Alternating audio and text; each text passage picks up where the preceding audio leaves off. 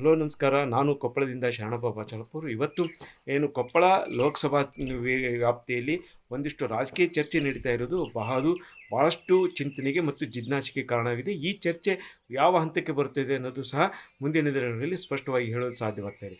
ಏನು April 17ರಂದು BJP ಅಭ್ಯರ್ಥಿಯ ನಾಮಪತ್ರದ ನಂತರ ನಡೆದ ಸಭೆಯಲ್ಲಿ ಗಂಗಾವತಿ ಶಾಸಕರಾಗಿರುವಂಥ ಗಾಲಿ ಜನಾರ್ದನ್ ಅವರು ಒಂದು ಮಾತನ್ನು ಹೇಳಿದರು. ನನಗೆ ನಮ್ಮ ಕರಡಿ ಸಂಗಣ್ಣವ್ರು ಹೋಗಿದ್ರ ಬಗ್ಗೆ ನಾನು ಒಂದಿಷ್ಟು ಯೋಚನೆ ಕೂಡ ಮಾಡಲಿಲ್ಲ. ಯಾಕೆಂದ್ರೆ ಹೋಗೋರು ಹೋಗ್ತಾ ಇರ್ತಾರೆ, ಬರೋರು ಬರ್ತಾ ಇರ್ತಾರೆ. ಬಂಧುಗಳೇ, ಇವತ್ತು ನಮ್ಮ ಗಂಗಾವತಿಯ ಮಾಜಿ ಶಾಸಕ ಸಚಿವರು ಒಂದು ಕಾಂಗ್ರೆಸ್ ಮೀಟಿಂಗ್ ಆಗುತ್ತೆ ಅಂತಂದ್ರೆ ಸಾಕು, ಒಂದು ಆಡಿಯೋ ರಿಲೀಸ್ ಮಾಡ್ತಾನೆ. ಬಂಧುಗಳೇ, ಯಾರು ಆ ಕಾಂಗ್ರೆಸ್ ಮೀಟಿಂಗ್ ಹೋಗ್ಬೇಡ್ರಿ. ಎಲ್ಲರೂ ಜನಾರ್ದನ್ ರೆಡ್ಡಿ ಕೆಲಸ ಮಾಡಿರುವಂತವ್ರೆ. ಅವರು ಎಲ್ಲರೂ ಇವತ್ತು ಮತ್ತೆ BJP ಪಕ್ಷಕ್ಕೆ ಹೋಗ್ಬಿಡ್ತಾರೆ. ಅದು ಡೂಪ್ಲಿಕೇಟ್ ಕಾಂಗ್ರೆಸ್, ನನ್ನ ಮನೆಯಲ್ಲಿ ಆಗೋದೇ ಒರಿಜಿನಲ್ ಕಾಂಗ್ರೆಸ್ ಅಂತ ಹೇಳಿ ದಿನಾ ಬೆಳಿಗ್ಗೆ ಇಕ್ಬಾಲ್ ಅನ್ಸರಿ ಒಂದು ಆಡಿಯೋ ಬಿಡುಗಡೆ ಮಾಡ್ತಾ ಇರ್ತಾನೆ. ಇವತ್ತು ಇಡೀ ಗಂಗಾವತಿಯಲ್ಲಿ ಕಾಂಗ್ರೆಸ್ ಒಡೆದ ಮನೆ ಆಗ್ಬಿಟ್ಟಿದೆ ಇವತ್ತು. ಮತ್ತೆ ಇನ್ನೊಂದು ವಿಷಯ ಏನಂತಂದ್ರೆ, ನಮ್ಮ ಇಕ್ಬಾಲ್ ಅನ್ಸಾರಿ ಅವರು ನಿನ್ನೆ ನಾಮಿನೇಷನ್ಗೆ ಬಂದಿಲ್ಲ ಅಂತೇಳಿ ಎಲ್ಲ ಮಾಧ್ಯಮಗಳಲ್ಲಿ ವಿಷಯಗಳು ಬರ್ದಿದ್ರು. ಬಂಧುಗಳೇ, ಇಕ್ಬಾಲ್ ಅನ್ಸಾರಿನ ಪಾಪ ಹಿದ್ದಾಳ್ ಬ್ರದರ್ಸ್ ಮುಖ್ಯಮಂತ್ರಿ ಹತ್ರ ಕರ್ಕೊಂಡು ಹೋಗ್ತಾರೆ.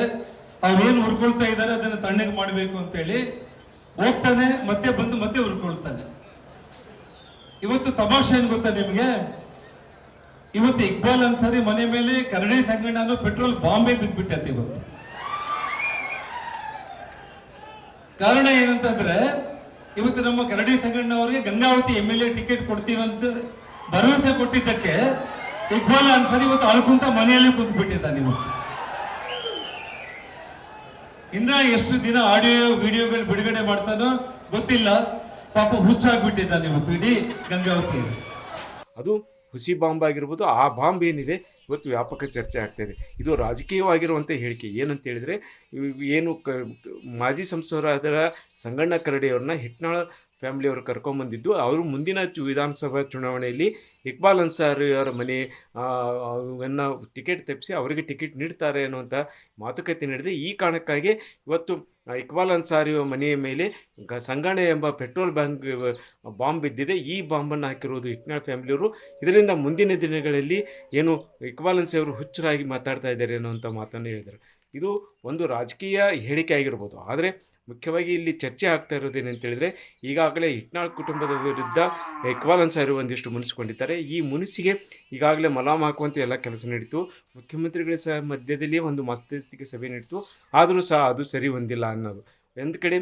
ಇಕ್ಬಾಲ್ ಅನ್ಸಾರಿ ಮುನಿಸಿನಿಂದಾಗಿ ಇಲ್ಲಿ ಎರಡು ಕಾರಣಕ್ಕಾಗಿ ಇಕ್ಬಾಲ್ ಅನ್ಸಾರಿ ಅವರು ಮುನಿಸಿಕೊಂಡಿದ್ದಾರೆ. ಒಂದು, ಏನು ಸ್ಥಳೀಯವಾಗಿರುವಂಥ ವಿಧಾನ ಪರಿಷತ್ತಿನ ಮಾಜಿ ಸದಸ್ಯರಾಗಿರುವಂಥ HR ಶ್ರೀನಾಥ್ ಮತ್ತು ಮಾಜಿ ಸಚಿವರಾದಂಥ ಮಲ್ಲಿಕಾರ್ಜುನ ನಾಗಪ್ಪರ ಮಧ್ಯೆ ಇರುವಂಥ ವೈಮನಸ್ಸಿಗೂ, ಮತ್ತು ಇಕ್ಬಾಲ್ ಅನ್ಸಾರಿ ನಾನೇ ಇಲ್ಲಿ ಮುಖಂಡ, ನನ್ನ ಪರವಾಗಿ ನಡಿಬೇಕು ಅನ್ನುವಂಥ ಒಂದು ಅಭಿಪ್ರಾಯವನ್ನೈತೆ. ಆದರೆ ಏನು 2019 ಮತ್ತು 23 ಚುನಾವಣೆಯಲ್ಲಿ ಹಿಟ್ನಾಳ್ ಕುಟುಂಬವೇ ನನ್ನನ್ನು ಸೋಲಿಸಿಗೆ ಕಾರಣವಾಯಿತು, ಅಥವಾ ಹಿಟ್ನಾಳ್ ಬ್ರದರ್ಸರೇ ನಮ್ಮನ್ನು ಸೋಲಿಸೋಕ್ಕೆ ಎಲ್ಲ ಪ್ರಯತ್ನ ಮಾಡಿದ್ರು ಅನ್ನುವಂಥ ಮತ್ತು ಒಂದಿಷ್ಟು ಡೀಲ್ ರಾಜಕಾರಣ ನಡೀತು. ಈ ಜನಾರ್ದನ್ ರೆಡ್ಡಿ ಪರವಾಗಿ ಈ ಬಾರಿಯ ಚುನಾವಣೆಯಲ್ಲಿ ನನ್ನ ಸೋಲಿಸಿದ್ರು. ಈ ಎಲ್ಲ ಕಾರಣಕ್ಕಾಗಿ ಮುನಿಸಿಕೊಂಡಿರುವಂಥ ಇಕ್ಬಾಲ್ ಅನ್ಸಾರಿಗೆ ಪರ್ಯಾಯವಾಗಿ ಇವತ್ತು ಸಂಗಣ್ಣವರು ಕರ್ಕೊಂಡ್ಬಂದಿದ್ದಾರೆ ಅಂತ ಒಂದು ಕಡೆ.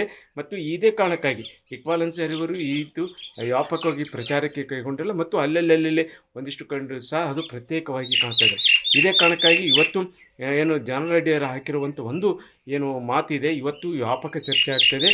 ಈ ಬಾರಿ ಚುನಾವಣೆಯಲ್ಲಿ ಇಕ್ಬಾಲ್ ಅನ್ಸಾರಿ ಬೆಂಬಲಿಗರು ಮತ್ತು ಅವರು ಕಾಂಗ್ರೆಸ್ಸಿಗೆ ಪಾಠ ಕಲಿಸ್ತಾರೆ ಅನ್ನುವಂಥ ಮಾತುಗಳು ಕೇಳಿಬರುತ್ತೆ. ಆದರೆ ಈ ಕುರಿತು ಏನು ಕೊಪ್ಪಳದ ಶಾಸಕರಾಗಿರುವಂಥ ಏನು ಅಭ್ಯರ್ಥಿಯಾಗಿರೋದು ರಾಜಶೇಖರ್ ಹಿಟ್ನಾಳ್ ಅವರ ಸಹೋದರಾಗಿರುವಂಥ ಶಾಸಕ ರಾಘವೇಂದ್ರ ಹಿಟ್ನಾಳ್ ಅವರು ಹೇಳ್ತಾ ಇರೋದು, ಇದೆಲ್ಲ ಇಕ್ಬಾಲ್ ಅನ್ಸಾರಿ ಅವರು ಸಹ ಕಾಂಗ್ರೆಸ್ ಪರವಾಗಿದ್ದಾರೆ. ಒಂದಿಷ್ಟು ಗೊಂದಲಗಳಿವೆ, ಅವುಗಳನ್ನೆಲ್ಲೂ ಪರಿಹರಿಸಿದ್ದೇವೆ.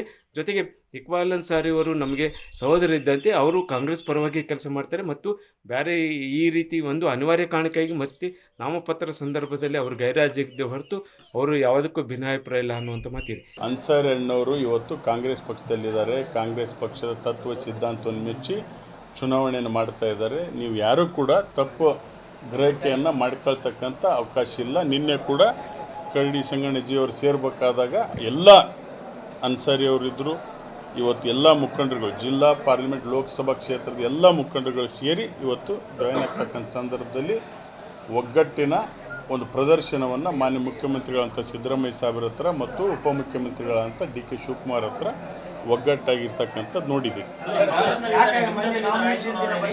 ಯಾರು ಇಲ್ಲ, ಪರ್ಸ್ನಲ್ ಅವರು ಡಾಕ್ಟ್ರದ್ದು ಡೆಲಿವರಿ ಆಗಿತ್ತು, ಗೊತ್ತಾಯ್ತಾ? ಜೊತೆಗೆ ರಾಯರೆಡ್ಡಿ ಅವರು ಯಾವ ಸಂಘ ಇವನೇ ಏನಂದ್ರೆ ರಾಜಕಾರಣದಲ್ಲಿ ರಾಜಕಾರಣ ಮಾಡ್ತಕ್ಕಂಥದ್ದು ಮಾಡ್ತಾರೆ ಎಲ್ಲ. ಅದಕ್ಕೆ ಯುವಾಪೂರ್ವ ಅಂತ ಒಂದು ಪಾರ್ಟಿ ಬಂದ ಮೇಲೆ ಪಾರ್ಟಿಯನ್ನ ತತ್ವ ಸಿದ್ಧಾಂತಗಳ ಆಧಾರದ ಮೇಲೆ ಸಿದ್ಧಾಂತಕ್ಕೆ ಅನುಗುಣವಾಗಿ ಕೆಲಸ ಮಾಡ್ತಾರೆ. ಯಾರೇ ಒಬ್ಬ ವ್ಯಕ್ತಿ ಪಾರ್ಟಿಯಲ್ಲಿ ಇದ್ಕೊಂಡು ವಿರೋಧ ಮಾಡ್ತಕ್ಕಂಥದ್ದು ಸಮಂಜಸ ಅಲ್ಲ, ಅವ್ರಿಗೆ ಮಾಡ್ಲಿಕ್ಕೂ ಕೂಡ ಸಾಧ್ಯ ಇಲ್ಲ, ಯಾರು ಮಾಡೋದಿಲ್ಲ. ಇಂಥವೆಲ್ಲ ಮಾತಾಡ್ತಾರೆ. ಏನಂದ್ರೆ ರಡ್ಡಿ ಏನು ಹೇಳಿದಾರೆ ನಮ್ಮ ಬಗ್ಗೆ, ಅವ್ರಿಗೆ ಏನಂತ ಕರಿಬೇಕಂದ್ರೆ ಲೈವ್ ಬರ್ಡ್ ಅಂತ ಅಕ್ಕಿ ಆತ ಬಂದಿದೆ, ಈ ಗೂಡು ಕಟ್ಕೊಂಡಿದೆ, ಆ ಗೂಡು ಎಷ್ಟು ದಿನ ಅಲ್ಲಿಂದ ಹೊರಗೆ ಹೋಗ್ಬೇಕಂತ ಕಾಲ್ ಮಾಡ್ತಾರೆ. ಅವ್ರು ಪರ್ಮನೆಂಟ್ ರಾಜಕಾರಣಿಗಳಲ್ಲ, ಒಂಥರ ಸುಂಟ್ರ ಗಾಡಿದ್ದಂಗೆ. ಯಾವುದೇ ಅದ್ರ ಬಗ್ಗೆ ಹಿನ್ನೆಲೆಗೆ ಹೋಗೋದು ಬೇಡ, ಚುನಾವಣೆ ಆದ್ಮೇಲೆ ಮಾತಾಡ್ತಾರೆ. ಕಾಂಗ್ರೆಸ್ ಅಭ್ಯರ್ಥಿಗೆ ಒಂದಿಷ್ಟು ಒಳ ಏಟಿನ ಒಂದಿಷ್ಟು ಮಾತುಕತೆಗಳು ಕೇಳಿ ಬರ್ತವೆ. ಯಾಕಂತ ಹೇಳಿದರೆ ಇವತ್ತು ಕುರುಬ ಸಮಾಜಕ್ಕೆ ಸೇರಿರುವಂಥ ರಾಜಶೇಖರ್ ಹಿಟ್ನಾಳ್ ಅವರಿಗೆ ಲಿಂಗಾಯತ ಮುಖಂಡರು ಮಾಡೋದ್ರ ಏನು ಚುನಾವಣೆಯಲ್ಲಿ ಮತ ಹಾಕಿಸೋದಲ್ಲ ಅನ್ನುವಂಥ ವದಂತಿಗಳು ವ್ಯಾಪಾಕಿದೆ. ಆದರೆ ಅದಕ್ಕೆ ಏನು ಮಾಜಿ ಸಂಸದರಾಗಿರುವಂಥ ಸಂಗಣ್ಣ ಕರಡಿಯವರು ಹೇಳ್ತಾ ಇರೋದು ಇದೆಲ್ಲ ಸುಳ್ಳು. ಯಾವುದೇ ಪಕ್ಷದಲ್ಲಿ ಒಬ್ಬ ಅಭ್ಯರ್ಥಿ ನಿಂತಾಗ ಆ ಮುಖಂಡರು ಅವ್ರ ಪರವಾಗಿ ಕೆಲಸ ಮಾಡ್ತಾರೆ, ಅವ್ರ ವಿರುದ್ಧವಾಗಿ ಕೆಲಸ ಮಾಡಲು ಸಾಧ್ಯವಿಲ್ಲ ಅನ್ನುವಂಥ ಮಾತನ್ನು ಹೇಳ್ತಾರೆ. ಆದರೆ ಒಟ್ಟಾರೆಯಾಗಿ ಕಾಂಗ್ರೆಸ್ ಅಭ್ಯರ್ಥಿಗೆ ಒಂದಿಷ್ಟು ಒಳ ಏಟಿನ ಒಂದು ಭಯ ಭೀತಿ ಇದೆ. ಆ ಭೀತಿಗೆ ಯಾವ ರೀತಿ ಮೂಲಮ ಹಾಕಿ ಮುಂದಿನ ದಿನಗಳ ಏನು ಮೇ 7ರಂದು ನಡೆಯುವಂಥ ಚುನಾವಣೆಯಲ್ಲಿ ಯಾವ ರೀತಿ ಮತ ಹಾಕ್ತಾರೆ ಅನ್ನೋದು ಒಂದು ಕಡೆಯಾಗಿದೆ. ಜೊತೆಗೆ ಗಾಲಿ ಜಾನರೆಡ್ಡಿ ಅವರು ಹಾಕಿರುವಂಥ ಒಂದು ಬಾಂಬ್ ಏನಿದೆ ಇವತ್ತು ವ್ಯಾಪಕ ಚರ್ಚೆ ಆಗಿದ್ದು, ಮುಂದಿನ ದಿನಗಳಲ್ಲಿ ಅದು ಯಾವ ಸ್ವರೂಪ ಕಳ್ಕೊಳ್ಳೋದನ್ನು ನೋಡಿಕೊಳ್ಬೇಕಾಗಿದೆ.